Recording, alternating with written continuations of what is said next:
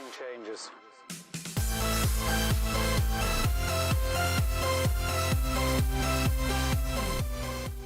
Hey guys, welcome back to another Clash Royale video. This is Rami from Raw Gaming, and today's video we are going to have a second look at the Royal Giant. Like, the Royal Giant is making a really big comeback right now, and especially inside of the challenges. Like, I've been trying actually this deck for the past 2 days and it's been working really good. Like, to be honest, like inside of the grand challenges I got around 9-10 wins out of 12, so it's really good. Now we're going to use, as a major offense inside of this deck, we're going to use the Royal Giant and we're going to use the Furnace along with our Lightning. This is our major offense gameplay, and the Barbs, the Archers, and the rest of the stuff inside of the deck, that is going to be our defense part. Now of course you can actually use the Royal Giant to tank, but it's not recommended because the Royal Giant at level 9 is not as tanky as the normal Giant. So what we're going to do, we're going to do few replays and we're going to see how we're going to go inside of the battle. Now of course this is a live battle that I already recorded this. Like, I was trying, I had some problem actually inside of my recording device, so well, this is a replay actually, I'm not playing live right now, so but I will show you the way that I played it. Now of course my opponent is using a Royal Giant as well, so what we're going to do, we are going to use the Furnace in a place where the Royal Giant actually can walk over the bridge and get hits from our arena tower, and that will help our archers, will help our barbarians to take down that Royal Giant. Now this is first. Now remember when I told you the first thing that we are going to use the Furnace as a major offense? So the first is going to be overtime damage. This is first thing. So, and then when we have a really good opportunity to go over the tower with our Royal Giant, especially when you have the Furnace in there, because the Furnace is going to help you out. When the Fire Spirit spits out of the Furnace, then you will have a really good chance of eliminating whatever comes over at your Royal Giant, especially with the help of with the archers at the back. So if you have, imagine if you have like 2 Fire Spirits in there and the Fire Spirits hit that mega minion in there along with the archers help, then you will have a really healthy Royal Giant to go into the tower. Now of course we are behind on damage wise, but notice in here where I dropped my Furnace. So the Furnace, whether it was like you know, a Tombstone, the only thing, the difference between the Tombstone and the Furnace in here, the Tombstone you will be able to push the Royal Giant back, but with the Furnace you can't really push the Royal Giant back. Like, if the Royal Giant stepped right into the bridge and you place that Tombstone right on the Royal Giant, then you will be able to push him back and he will retarget actually on the Tombstone. But with this with the Furnace, I don't know why it doesn't work, but it doesn't matter. So now we have the Furnace. That Furnace is going to actually distract that Royal Giant at the back. And now with the Lightning, like I said guys, like, you are using your Furnace, you are using your Lightning and the Royal Giant as a major offense inside of this deck. So you're going to rely heavily on those cards to get the damage done. Now of course you can get chip damage with your log. If you don't have the log in there, I would say put the Zap in there. So maybe Zap would work, or anything that actually could cost, you know, 2 elixir, so you will be able to get the same results as the log. Not exactly the same results, but you will be able to get really good value out of it. Now in here, like, Royal Giant versus Royal Giant, and we managed to grab that win, which is really good. Now, like I said, I had some problem recording this, so I will jump into the second battle and we will see how we're going to go inside of the battle. in here we've got starting hand, we've got the Royal Giant, we've got the Furnace, the Fire Spirits, and the Lightning. Now of course you don't start off with your lightning thing, so if you did start with that, trust me, you're going to have a really bad trouble and you won't be able to actually gather that elixir that you need. Now of course, with the push that he made with the minion horde along with the miner in there, we managed to shut that down with our fire spirits in there. So the miner managed to get few hits on our tower, but that is nothing compared to what we're going to do now in here, because you know, when you get to know your opponent's actually gameplay, then you will know if he's playing a fast deck, then he has an Inferno. So that's why I dropped my Royal Giant all the way at the back, because once he drops the Inferno in there, my lightning in there is going to do a really good job by taking that Inferno down, and that will allow my Giant to get few hits on the tower. Now of course guys, it depends on the time that when you are, if you are playing like, you know, inside of the double elixir, then you will have more advantage.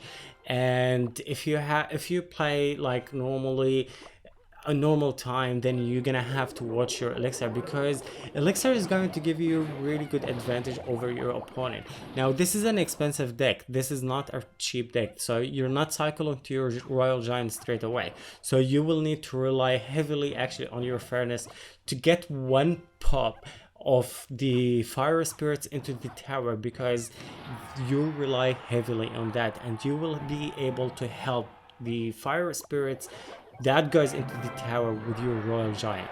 Now of course he has to zap that Fire Spirits in there, but we did get like splash damage on the minions in there.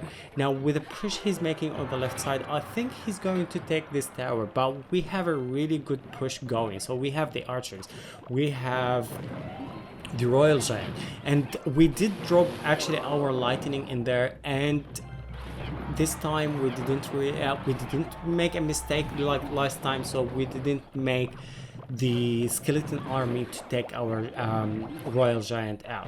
35 seconds left, last hit of our Giant in there, so we got the tower down. But like I said, this guy is actually playing a fast deck, so it's going to be, maybe we're going to lose one tower, but if we didn't, then this is alright. But if we did lose one tower, then that's fine, because with our Royal Giant we will be able to drop our Royal Giant right in top, right inside of his he did take the tower right inside of his side of the arena. Like look right here, I dropped my Royal Giant right inside in there, followed by the Fire Spirits in there. He did really defend really good like at the back, but dude, like, you know, he can't really do anything like when you have a Royal Giant playing in there, so that is going to be a heavy push like for you. Now I'm waiting for my elixir to build up, because I want to go and finish this game up, and it's taking way too long. And when it takes too long, especially like, you know, when you're talking about like fast cycle deck, like sometimes it gets really hectic. So now he goes with another push. Now we have our Royal Giant. Royal Giant is out of the Inferno range, but I think he will be able to cycle back to another Inferno in there. If he didn't, we will be able to do really huge damage on his tower. So the Royal Giant is making hits on that tower. With 1 minute past the overtime, we managed to get 2 crowns to 1. It's really good, it's really easy, and I do believe so that the Royal Giant is making a really huge comeback inside of the game, and I think he's going to be very overpowered. I tried the Royal Giant actually inside of the ladder, but because my Royal Giant is still level 12, I think I will be, I don't know. I'll try it again and see how things go. And I'm requesting right now like Royal Giants, because I want to max them out, and then we will go for a huge push inside of the ladder. So right now, currently I actually got up to 4,663, so not too bad at all, and it's working really good for me. So guys, if you want to give it a go, just give it a go inside of the ladder, and then you can try it out inside of the challenges. Like I'm playing inside of the grand challenges because I want to lift my cards up and get really good value out of the gems that I'm playing.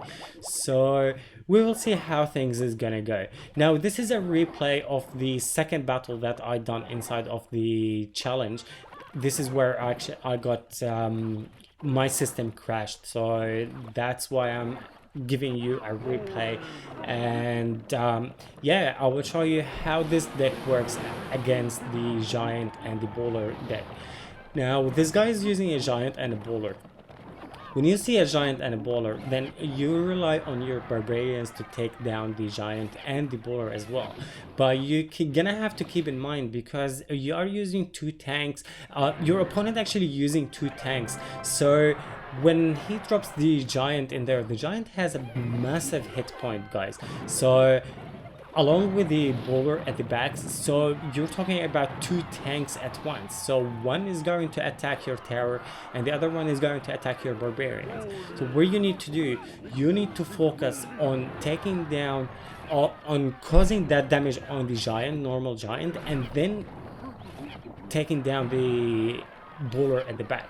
What I do, like in such situation, when I have my barbs ready along with the mega minion, so I drop the mega minion all the way behind the arena tower. So when the giant comes over to the arena tower, so the mega minion will help out my arena tower to take the giant down, and I'll drop the barbarians on the bowler at the back. So the bowler is going to be busy with the barbarians at the back. And yeah, once they finish with that bowler, then they're going to go into the giant again. So you will help out along your arena tower and the mega minion in there. Now of course this deck has a lightning in there, but because you have the barbarians, you have the mega minion, you have the archers, you have, like, you know, all sort of stuff in there, so that lightning is not going to be worth taking down all the troops that you're going to drop. Now here comes another push. Like I said, guys, always I'll drop my barbarians all the way at the back. I'll drop my mega minion to help out my arena tower to take down that giant in there. And now we have a push. Now of course he's going to block that with his bowler and the archers in there, but look at the chip damage that we are causing. The royal giant is going on the tower, so we got the tower all the way down to 173. So, and along with the log can cause 104 damage per every time you drop that log in there. 1 second left, that lightning actually did the job, and it was a good game in here. So this is gonna wrap it up for today's video, guys. If you like it, just make sure you give it a thumb up. If you didn't, make sure you give it a thumb down, and I will see you guys in the next one. You be safe and have a good one. This is Rami from Raw Gaming, and I am signing out. Peace.